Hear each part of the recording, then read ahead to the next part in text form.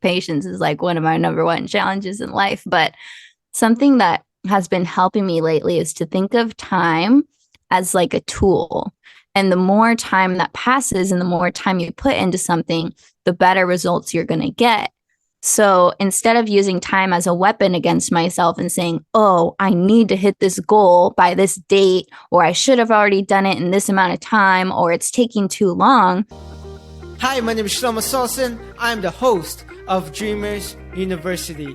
The first and third Tuesday of every month, I'm going to provide you with an episode filled with inspiring stories and practical tips to help you live your dream life. If you want to commit to achieving your dreams, go ahead, subscribe to this podcast, and enjoy this episode. Hey, Dream Makers, welcome to another episode of Dreamers University. This is your host, Shelomo Solson. Today, we have Kelsey Aida, and she is a next generation thought leader who has taught thousands of people on how to own their power and win at life. She has inspirational blogs, online courses, and international retreats. She's an author of 4 books, #Actually I Can, Affirmations for Happiness, Letters to the Universe, and My Pocket Guide to Manifestation. She's a co-host to a popular personal development podcast called High Vibing It. In today's podcast episode, Kelsey is going to discuss manifestation tips and activities to create the life that you want. Wow. How are you, Kelsey? I'm great. I'm excited. It's a sunny day here where I live. Finally, it's been gloomy. So I'm like, oh, sun is out. It's going to be a great weekend. It's not cold in North Carolina right now? It's not too cold. No, it's pretty moderate, luckily. It was chilly for a second, but it's getting better. So it's going to be a good day. I'm excited to talk about manifestation, one of my favorite things to talk about. Awesome. I discovered you maybe a couple months ago, month and a half ago, read your book, amazing book. And I learned a lot about manifestation. You know, I knew about manifestation. Probably I discovered it maybe in my mid to late 20s. But I always used it in my life without even knowing it. Everyone has a different definition of manifestation. How do you define manifestation? Yeah. So for me, when I'm talking about manifestation and teaching on it, it's really the art of deliberate creation, because we're always manifesting all the time, but not always on purpose, not always from our conscious desires. So when I talk about manifestation, I mean creating your life in a certain way with intention and purpose. And as a lifestyle, to practice manifestation is really just to live in your highest energetic alignment while at the same time going for everything that you want physically, energetically, mentally, and aligning your energy so you can manifest, create the experiences and the dreams that you want. Mm-hmm. Why do you think that's important? I think it's important because if we don't follow our true heart's desires, we are not happy. I think in order to be a really happy, healthy person, you have to some degree, go for and fulfill your needs, your wants, desires, your preferences. And I know that, like, for me, I used to have depression, and a lot of it stemmed from not being able to get to where I wanted to go in life. Also, just not having a good relationship to my emotions and not knowing how to process things. But I think that when you can't go for what you want, or you can't get what you want, it can be so defeating to the human spirit, because we know on a spiritual level that we're here to create and to play and to move energy. And when we can't do that, I think it really affects our well-being and our zest for life. So I feel like it's one of the most important things in order to have a good quality of life, is like to allow yourself to dream and allow yourself to go in that direction. And manifestation is just a really deliberate way to use energy to do that. So you're not just only in the 3D, hustling, making it happen, but you're also co-creating with the universe, with God, with your higher self, whatever you want to call it, to make it easier and more effective and more efficient to get to where you're trying to go. When you look at successful people who have built businesses, who have a lot of influence, who have a lot of money, some of them say luck plays a big factor in some of their success. And some other people look up to them and say, oh, he or she got lucky. Do you think luck and manifestation go hand in hand, or do you think they're completely separate things?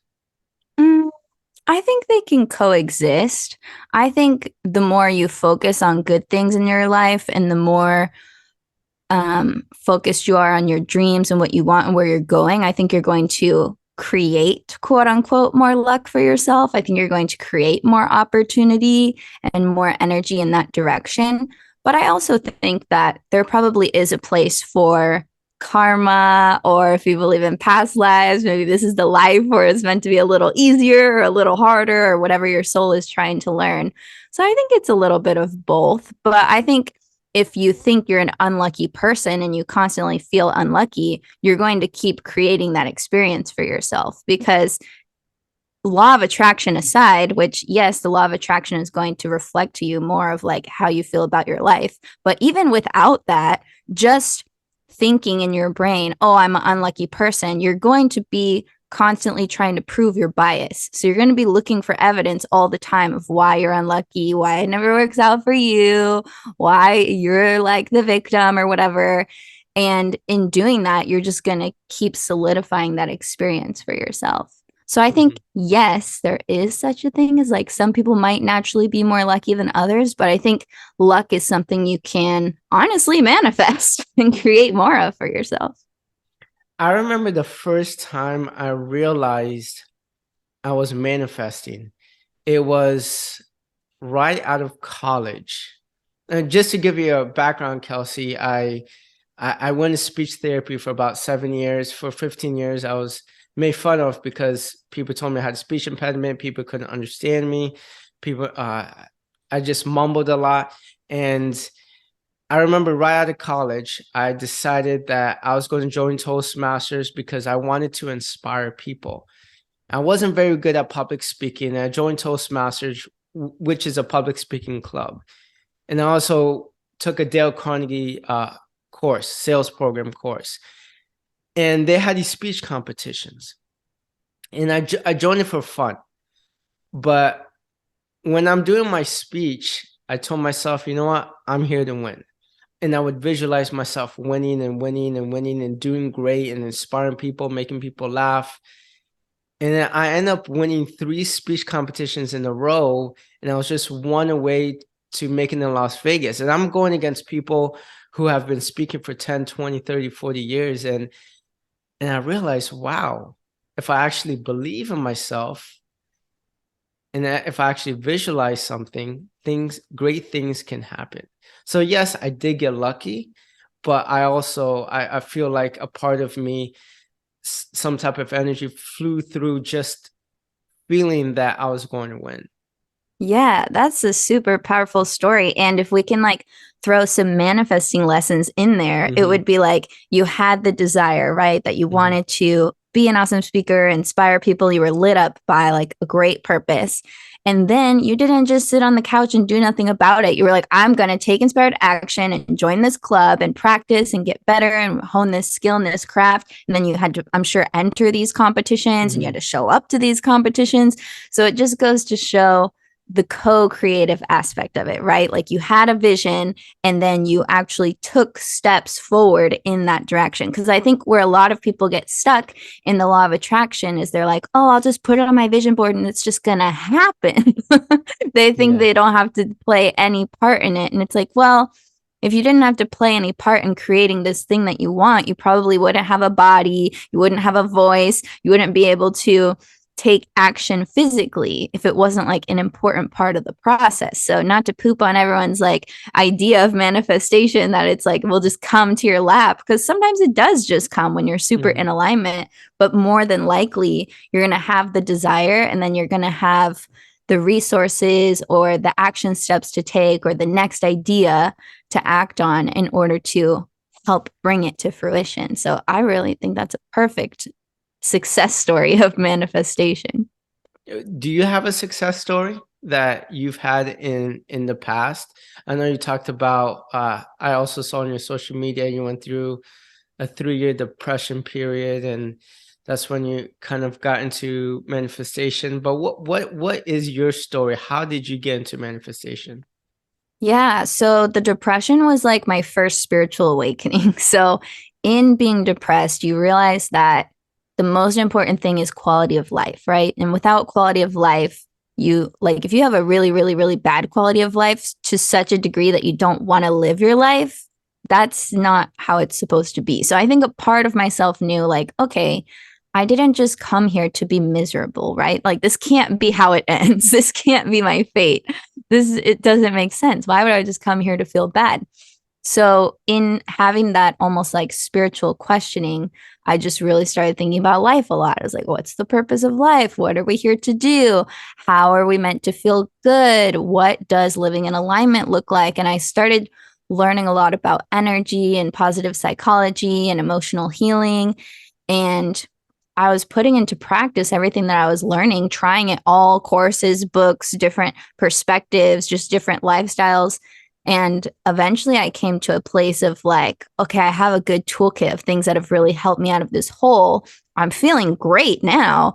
And I really want other people to have these same personal development, self empowerment tools because I don't believe in unnecessary suffering. Like, from a humanitarian perspective, I just feel like a lot of the suffering that happens is not necessary and avoidable. Hmm. Yes, suffering can be a part of life. Pain is definitely an inevitable part of life. But suffering, when it doesn't have to happen, my that's my biggest thing. I'm just like, let's eliminate all the suffering we possibly can, right? There's already enough pain going around here. So I decided when I was feeling better and things were working for me that I was like, I got to teach this to everybody. What's the best way I can teach this to everybody? I think I have to start writing books. I just have to be an author. That's the way to reach the most people with the lowest price point. And books can go really viral in a sense, in a real life sense, and can reach a lot of people. So I decided to be an author. And of course, like nobody knew who I was. And I didn't want to write the book in vain. I wanted people to actually read it.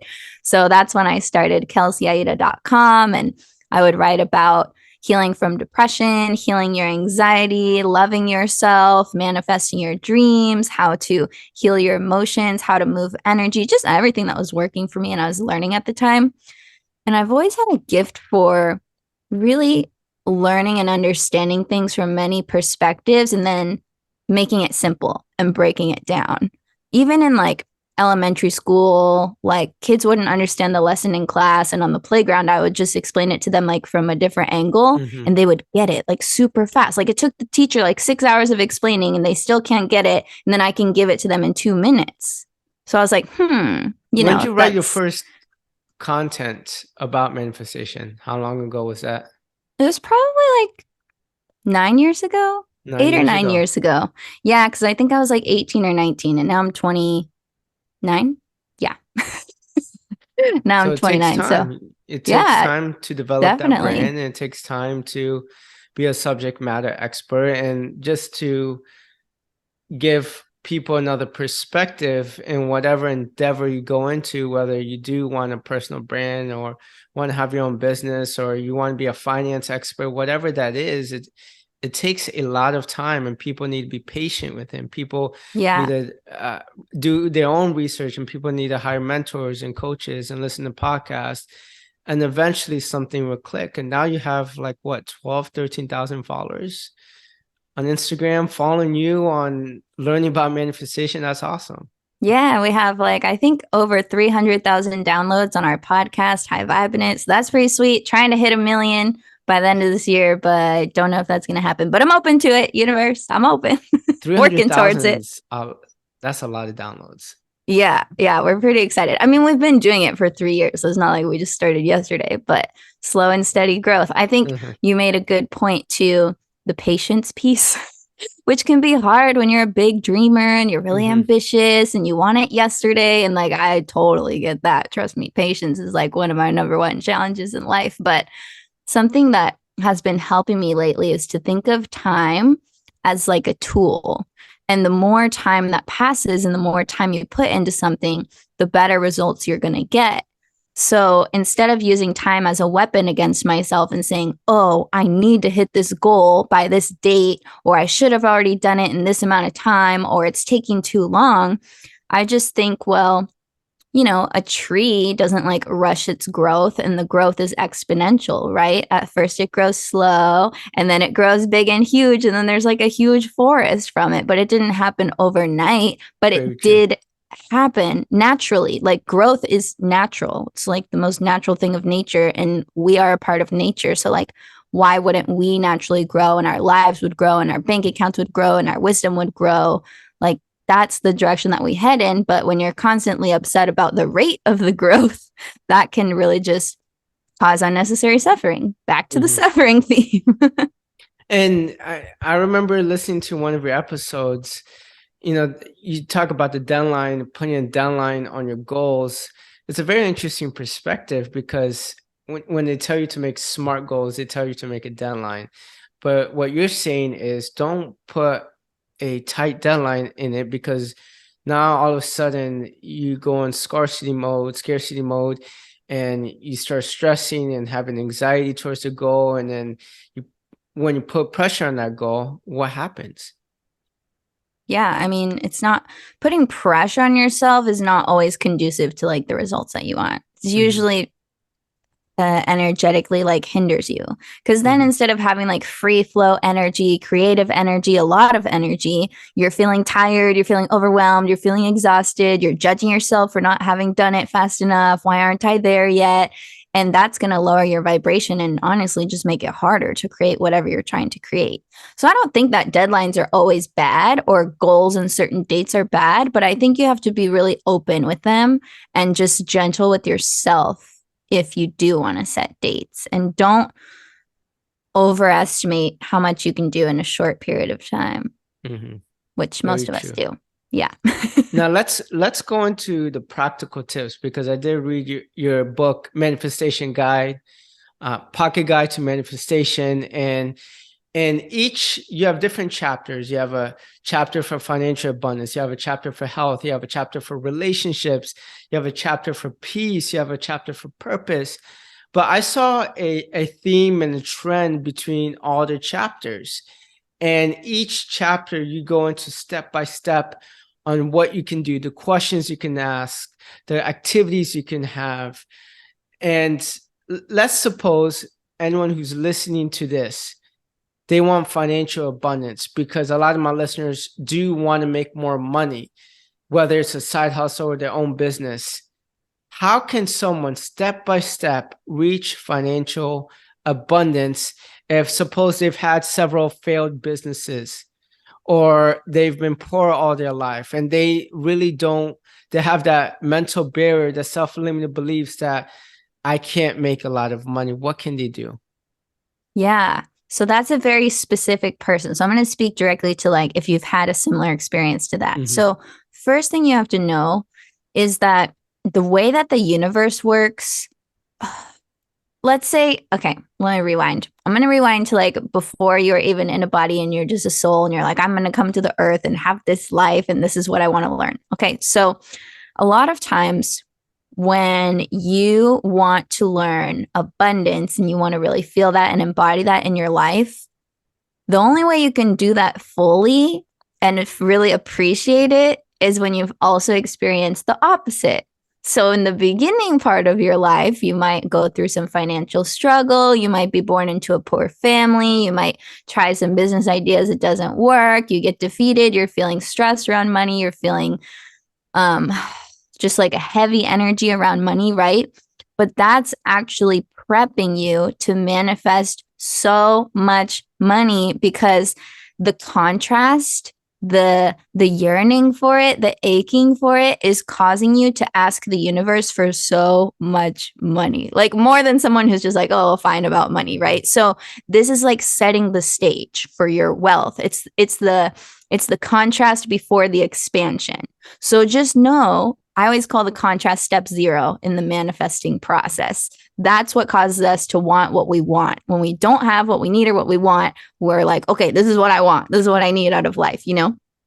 And there's nothing wrong with that. That's a beautiful thing. So I would say separate your past from your future, because what you've been able to do up until now is not an accurate reflection of what you can do moving forward. And if you insist that, like, oh, this is how it's always been, business never works out for me, I'll always be poor, then yes, that's what you're going to keep recreating for yourself. But truly, each moment is a new moment. So if you can be like, okay, right now's a clean slate. Yeah, sure. In the past, I wasn't great at business. Yeah, sure. I didn't grow up with a lot of money. But that doesn't have to be the money story. That's literally the first page of your money story. You still have the rest of your life to get great at business and marketing and pursue different businesses. Like if you talk to any entrepreneur, probably their first idea was not the one that like made them super rich, right? So there is a journey, there is a learning curve. Entrepreneurship is tough. Can definitely be tough, especially mentally, and like we make it mean things about ourselves that it necessarily doesn't. And for those people out there who have had it rough with money, just know you have set the stage to have so much money energetically. So in your vortex, so to speak, in your future is a lot of money.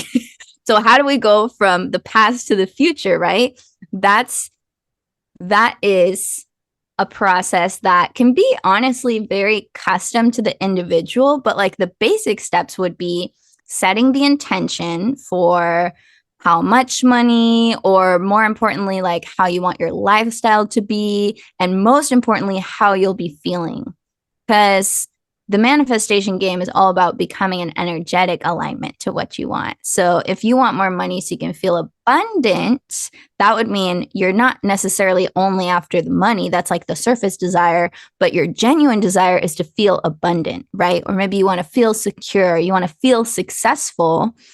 Then you got to go back and ask yourself, okay, if I'm really after these feelings, and if I feel these feelings more, I'll become a vibrational match to the money. What is stopping me from feeling these feelings now? And how can I start cultivating more of them now before the money comes / while the money is coming, or while I'm creating it?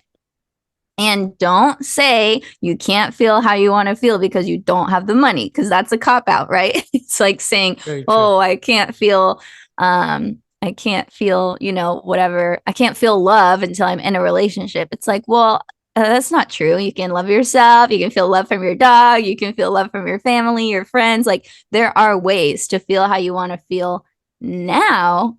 And then once you do that for long enough, you'll become a vibrational match to the money, and the $1 million ideas are going to come. And then you got to take action on those. And then you keep going in the direction, and you don't give up, and you don't make failure mean that you're a failure or that it's never going to work, right? If you fail and you say, oh, that one didn't work, moving on, that's a very different energy than, oh, I failed, I'm never going to be able to do it, this always happens to me. And then you're going to stop yourself. You bring up a good point about having a financial abundant mindset before actually having money. I'm not sure if you're aware of Tony Robbins. Do you know who Tony Robbins is? I went to one of his seminars in Miami with 10,000 people. Life-changing seminar. He talks about his story on when in his early years in business, when he didn't have any money, when he was in debt, when he couldn't pay rent. You know, they were going to kick him out of his apartment because he wasn't paying rent for months. And one of his friends owed him, I think, $2,000-$3,000. He didn't pay him back. He's not returning his phone calls. And he only has $10-$15 in his pocket. He goes to a buffet and he pays for the buffet. He sees like a little 6-year-old boy with his mom. He goes up to that little 6-year-old boy. He's like, hey, I want you to treat your mom to dinner. and he hands him the rest of the money. And that's all the money he had. He goes out. He's like, well, I don't know how I'm going to survive now. He comes home to an envelope full of money of his friend returning back a couple $1,000 plus interest that he owed him. So that just shows you that once you let go of the scarcity of anything, not just money, but anything in life, things can come back tenfold. Yeah, it's so true. And it's really like a journey of trusting, right? It's sometimes hard to trust the process or trust that more will come or trust that the opportunity will open up. But I mean, it's either your options, if you don't know how it's going to happen, are either to trust that it will and keep going forward or to drive yourself crazy believing that it won't. Mm-hmm. Those are your options. So, like, do you want to drive yourself crazy and make yourself feel bad and make yourself feel like a failure? Or would you rather choose to believe that, there's more somewhere? Money is everywhere. It's just a matter of tapping into it. And it's just a matter of finding your favorite way to create it. Mm-hmm. Mm-hmm. Very true. Now, what are some of your favorite activities to do for manifestation? Yeah, so I'm a big journaler. I'm sure you noticed in the My Pocket Guide to Manifestation that there's a lot of journal prompts, there's a lot of writing exercises you can do. I think there's something so magical about putting pen to paper and writing down your vision for your life. They say statistically that it's way more likely to happen, your goals, if you write them down. I don't know the exact percentage, but I think it's also a beautiful metaphor of like turning thoughts into things and making like the non-physical physical right away by putting your vision on a piece of paper. So for that reason, I also created my other book, which is a manifesting journal called Letters to the Universe. And personally, whenever I want to go to manifest something, one of the first things I do is I whip out my manifesting journal and I'm like, okay, universe, here's what's next. Like, here's what we're creating. I'm super excited to feel these ways, and I'm really looking forward to this happening in my life. And sometimes I'll use more of like, I'm excited energy and language, or sometimes I'll just put myself straight there in future pace and be like, okay, once I have this thing, how am I feeling? What am I doing? What does my life look like? Who's with me? What are the activities? How does it look where I am? And I think this is really great for people who like writing or people who are very visual in their mind. And the reason why I sometimes like this better than only visualizing in your mind is because when you do it on paper, it takes longer to write it out by hand. Like describing a scene by hand is going to take a lot more time than just thinking it through in your mind really fast, right? And that time that you're putting into feeling into the future, that energy that you're putting into your manifestation, the more seconds you're doing it, the more time you're doing it, the more energetic momentum you're building up. So sometimes it's even better than just a hypnosis or a meditation to sit down and write out how you want your life to be, how you're going to be feeling. Let's say if you want to manifest love, like things that you and your partner do for fun, how they make you feel. That's something I did to manifest my fiance, and he's awesome. We're about to get married in like 3 months, I think, which is crazy. But yeah, whenever I have a new dream, I whip out the journal and I get into like the visualization, but on a piece of paper. And it's also important to remember when you're writing down the life that you want, not to limit yourself. Yeah. Because when I first did this, I think I was 21 or 22 years old. I read a book called Success Principles by Jack Canfield, and I would write down exactly how I want my life and every area of my life. And when we're growing up, we're told this is not realistic. This is not realistic. So sometimes people write down only what they believe is realistic to them. But in reality, if you just write down exactly what you want without limiting yourself to those things, then I believe you're capable of doing a lot more. Yeah, I like that approach, especially for people who are good at putting others' opinions aside and just dreaming big. So if that feels natural to you to go all the way there, that is great. And then a piece of advice for people who feel like, well, if I say what I really want, I'm just going to feel like sad that I don't have it yet, right? Because that can definitely happen too when you get into the manifesting space. Mm-hmm. For those people, I would say maybe keep it a little less like not so crazy and big. Like if Mm-hmm. you look at it and you feel like, oh, that would never happen to me, maybe just make it a little more realistic so that you can at least feel open to the possibility. Good point. Because like a Mm-hmm. huge manifesting thing that gets in people's way, or a huge kind of like, I think this is honestly like a lie in the manifestation space, is that you have to believe that it's going to happen to you 1000%, right? All the self-help mind hackers are like, you gotta believe, you gotta believe. And I do think it's helpful to believe. If you believe, Mm-hmm. it's probably going to happen. But I think as long as you're just open to the possibility, I think it can still happen. Mm-hmm. And I don't remember if it was an interview I was watching or reading, but I remember the Obamas. They were talking about how, like, yeah, we weren't really sure if Barack was going to be able to become president. Like, we thought it would be possible, but we didn't think it was like probable. We didn't actually think that was really, really, really like the best case scenario. We didn't think that was actually going to happen, That's right? crazy. I didn't know that. Yeah, on a soul level, of course, he knew that like that was going to happen, but in his mind, he wasn't like 1000% certainty. Yes, I'm going to become president. He was like, well, I want to, so I'm going to do this, but we'll see how it turns out. So I think people just need to be reminded that, like, as long as you're open to the possibility, that is enough to start getting your energy going in the right direction and for miracles to come to you. Just don't block them off by saying it's not possible for me or it's not possible because XYZ. Like, instead of arguing for your limitations, argue for why it is possible, why you do deserve that, why it would be awesome to experience that, and then go from there. Now, has there ever been a time where you tried to manifest and it didn't happen? I think it's too soon to tell Okay. because I feel like everything that I've been manifesting is manifesting. I'm seeing progress of it. But I've never been like, oh, I want to be a billionaire tomorrow. And then, yeah, if I had said that, it probably wouldn't happen. Yeah. But I have set the intention of, we're becoming multimillionaires. It's all happening. And like it is happening. It's all unfolding. So honest, probably the only part where I've been stuck is sometimes with like injuries. So I was actually training my whole life to be a professional ballerina. And this was part of what led to the depression. I injured my back really bad and my hip was like really messed up too. Mm-hmm. And so obviously these are like two major parts of the body that you can't really like be a professional dancer without them working well. And so that was something that, I was manifesting my whole life to be this professional ballet dancer. And then I got injured and it didn't pan out. But I think when things don't pan out, it's because something better, like the universe might have a better plan than you.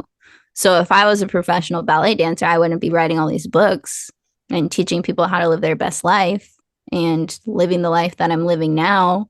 So one could say it was a failed manifestation, or one could say that the universe had a better plan.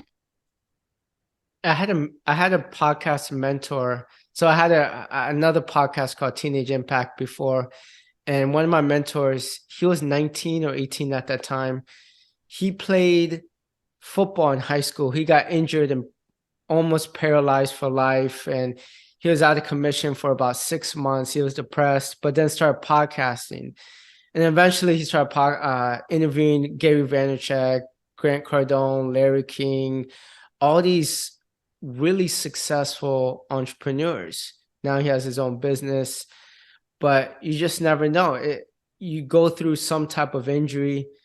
You see a lot of professional athletes go through it all the time, and they just take that injury as it is and turn it into something great, like you did. Yeah. And I think with manifestation, people can get really almost like power hungry over their life and become like micromanagers and think that, oh, I can just manifest the crap out of every aspect of my life and I'll always know what's going to come, right? I'm always going to be in control. And like, that's just not the nature of life. You're not always in control. This is a co-creative dance with your life, with the universe. And honestly, there's so many more points of attraction than just your thoughts in your mind. Mm-hmm. Like we're taught, oh, your thoughts create things, which yes is true, but also what's creating your life is how you're feeling, how you're not allowing yourself to feel, traumas that you've experienced, dreams that you've always had, intentions that your soul set before you even came here that you probably don't even remember you're here to fulfill. You have many, many points of attraction. So you're not only creating from what you want and your conscious thoughts in your mind, you're also creating from all different aspects of your being. So of course you're not always going to know what's coming next, and you can't control every little thing. And I think sometimes me, myself included, I'm guilty of this. We get so into manifestation at first because we want to control everything. And What are the that's do's just and too don'ts? much. Now, going off of that, what would you say the do's and don'ts of manifestation are? Like just a couple in each category.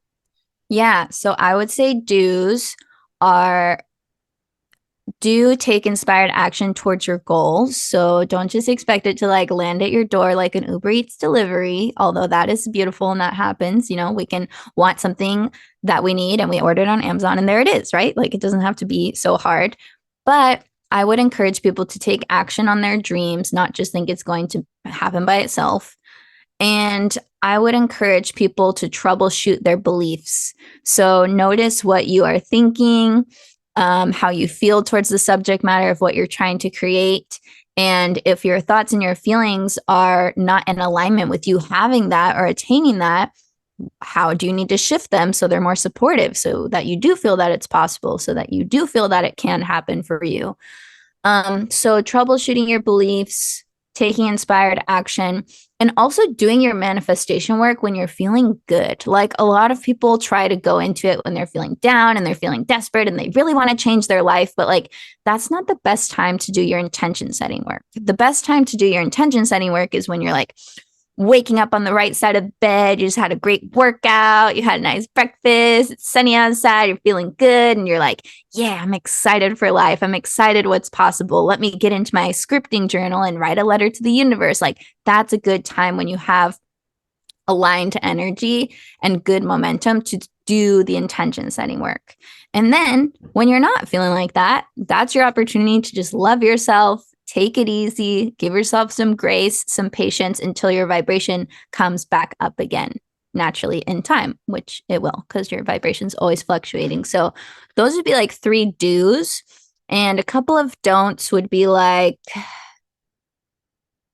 well, we kind of did cover some do's and don'ts in that, but I feel like one of the biggest don'ts is don't base what's possible for you on what other people say you can or can't do.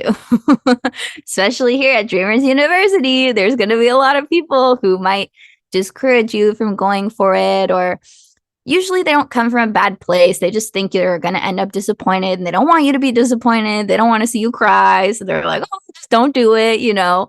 But that's just them inflicting or like infringing their belief system onto you. So, what do you actually feel in your heart is possible? If you have an idea in your mind that really lights you up and feels aligned, it's not there for nothing. It's there for a reason. It's there for you to move towards it and act on it. And maybe that's your purpose. So, I just want to remind people too that your desires are linked with your destiny, which I believe I wrote about in my Pocket Guide to Manifestation, or maybe it was Letters to the Universe. But in one of those books, I wrote them at the same time. So I'm like, I don't know what's in what book. It's important to remember that your desires are linked with your destiny. So if you withhold your desires from yourself, you probably won't reach full capacity of where you're trying to go. So it's in your best interest to follow your desires. So a don't would be, don't hold yourself back from wanting what you want. And don't pretend like you don't want what you want. I hate when people think like, oh, manifestation's all about non-attachment. Let me just pretend like I don't want this thing and then the universe might give it to me more. It's like, no, that's not the name of the game. You gotta own it and be like, universe, I do mother effing want this. This is what I want. I'm doing it. We're doing it. You have to own your desires too. So and that's another pointer. Just to touch base on that, I know it's hard for some people to do that because Maybe it could be their partner or their parents or their siblings or their best friends. When you want something like, hey, maybe I want to do this. Maybe I do want to be a millionaire by the age of 40 or 35 or 30, whatever that is, right? That we are conditioned to believe a certain way. And once you kind of branch off to what they're not comfortable with, sometimes they can put you down. And it's not that they want to put you down, it's they don't believe what you believe in. And it's up to you to go after that and show them, hey, this is possible. So for you to not go after what you want to, you could be doing a disservice to other people, because when you go after that one thing and you achieve that goal and you achieve that dream, you can show other people that it is possible, that if you dream something, that you can actually believe it. Yeah, that's a great Achieve it. point. And I want to add to that too, that if you hold yourself back from your dreams, your goals, your true desires, usually when desires are planted in your mind, they're not just yours. We're all here together on the earth, co-creating and having desires and having collective desires, right? So if I have a desire to write a book, it's probably because there are thousands to millions of people who have the desire for the answers to their problems that I'm going to write about in the book, right? So it's not just for me, it's for everybody that's involved in that desire. I want to give advice and help and teach people how to manifest, and they want to learn how to manifest, right? So the desires fit together into one, both sides of the author and the reader. So it's same thing, like if you have a business idea or a nonprofit idea, think of all the people who are going to benefit from your creation. They also want you to create it. It's not just about you. So if you are holding yourself back from what you want, yeah, you're definitely doing yourself a disservice, and you're not showing your friends and family what's possible. And whoever's on the receiving end of your desire is not going to receive from you if you don't do it. Very good point, Kelsey. And Kelsey, I end every interview with this question because this is Dreamers University. What are your dreams? This is a great question. My dream is to be a multiple New York Times bestselling author, to help millions of people to live their best life and love themselves through the process, to spend Wednesdays by my pool eating a healthy popsicle that I probably made the day before, writing my next bestseller, to have a couple kids, to live in a gorgeous, open, spacious, beautiful, luxurious home with my partner, and to travel to beautiful places, and to just always be surrounded by beauty and be making the world a more beautiful place in people's minds. I love it. And then to end off the interview, I have this rapid fire questions where I'm going to ask you maybe 4 or 5 personal questions so the audience members can get to know you a little bit more, and just answer in 1 or 2 sentences. Okay. You ready? Fun. Ready. Okay. Favorite book on manifestation besides your book, of course. Ooh. This is hard. I would say in the beginning, like bring it back to the basics, probably Asking It Is Given by Abraham Hicks. Asking, but Ask and it is given. ask and it is given. Okay. Favorite Netflix show?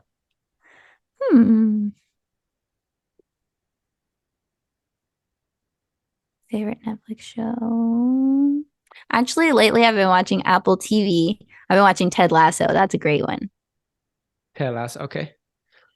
Favorite hobby? Besides writing, yoga, working out, gym. I love it. You got to work out. Role model?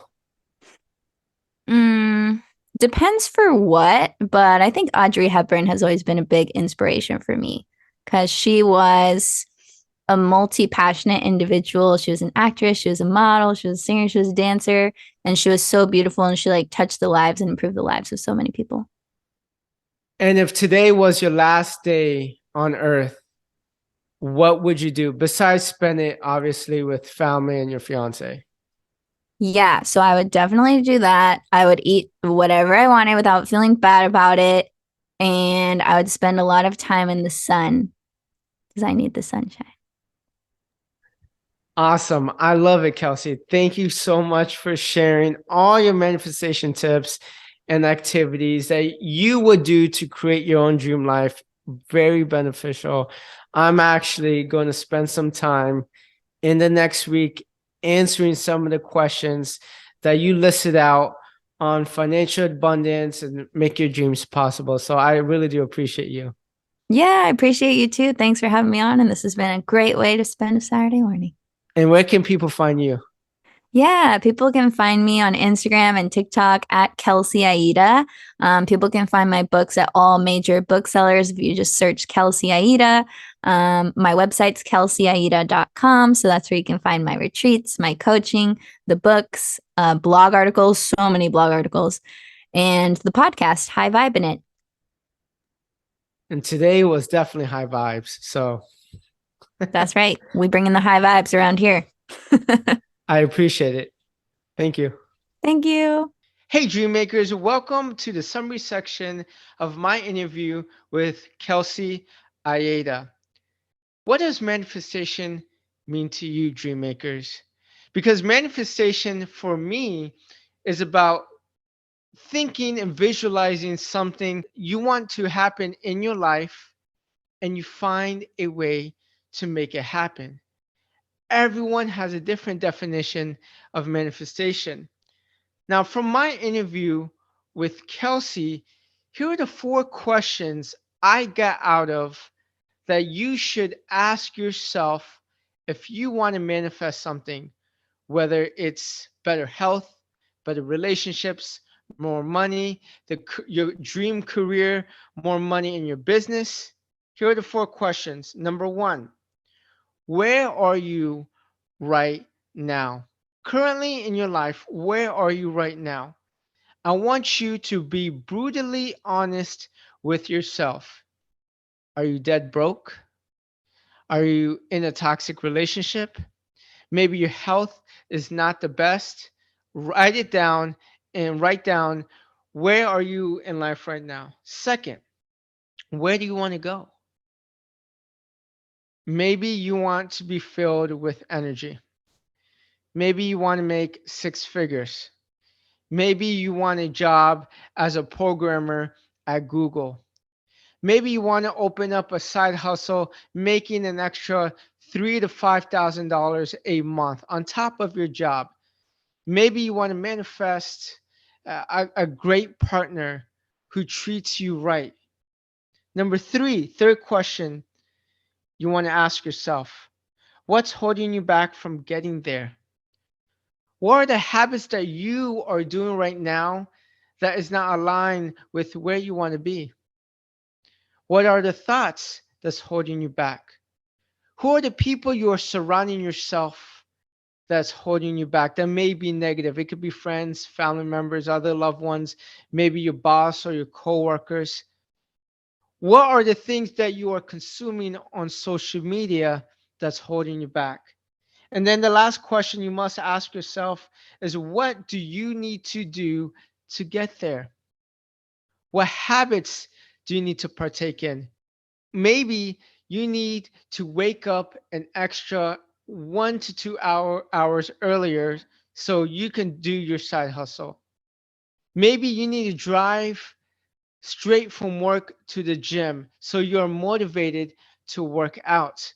Maybe you need to join certain networking groups. Maybe you need to make an extra hour of sales phone calls. Maybe you need to hire a certain mentor. What do you need to do in order to get there? So dream makers, I want to hear from you. I want to know what was your favorite tip that Kelsey mentioned in this manifestation interview. I want you to DM me on Instagram at Shelomo Solson. I've been having Dreamers University for about 3 months, and I need your help. If you have an Apple phone, go on Apple Podcasts, rate and review my podcast. I'm trying to reach as many people as possible. Thank you so much for listening, and until the next episode, peace.